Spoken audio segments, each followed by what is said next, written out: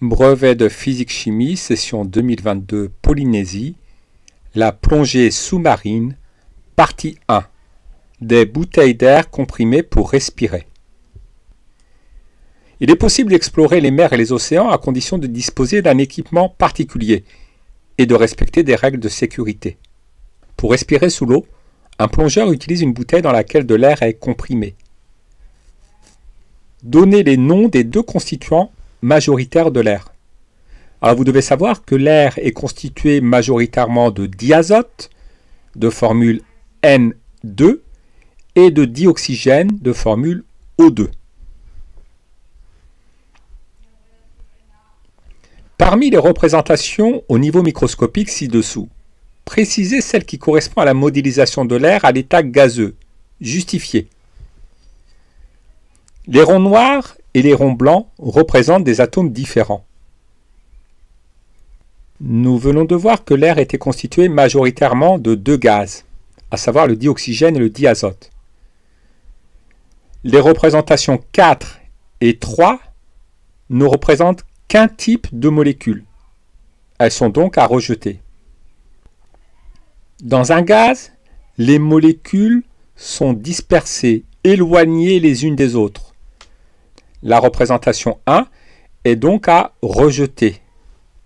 Elle correspond plutôt à un état solide. Il nous reste la représentation 2. Dans la représentation numéro 2, les molécules sont éloignées les unes des autres. Elles ne sont pas ordonnées.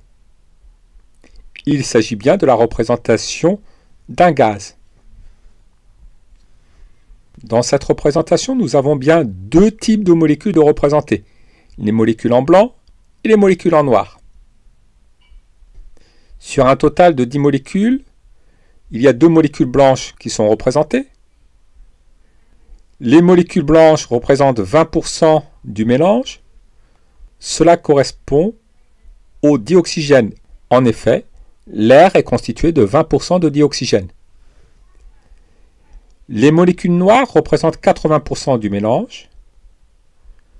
Elles correspondent aux molécules de diazote. En effet, dans l'air, il y a à peu près 80% de molécules de diazote. La représentation numéro 2 est celle qui modélise le mieux l'air à l'échelle microscopique. On modélise la respiration par une transformation chimique. Du glucose de formule C6H12O6 réagit avec du dioxygène de formule O2, et il se forme du dioxyde de carbone de formule CO2 et de l'eau de formule H2O. L'équation de la réaction s'écrit: une molécule de glucose réagit avec 6 molécules de dioxygène pour donner 6 molécules de dioxyde de carbone et 6 molécules d'eau. Montrez que pour cette équation de réaction, tous les atomes d'oxygène présents dans les réactifs sont bien conservés et redistribués dans les produits de la réaction. Dans une équation de réaction, les réactifs sont représentés à gauche de la flèche et les produits à droite de la flèche.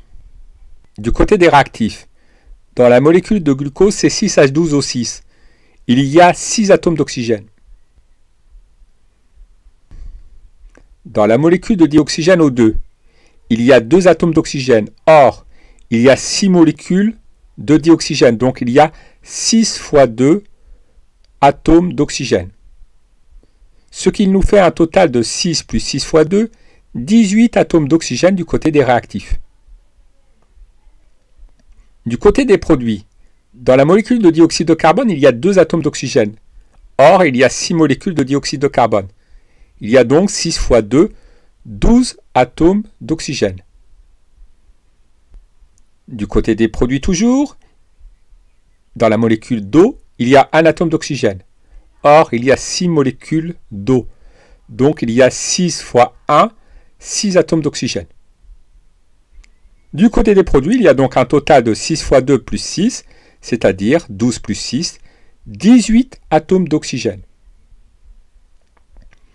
Il y a autant d'atomes d'oxygène du côté des réactifs que du côté des produits.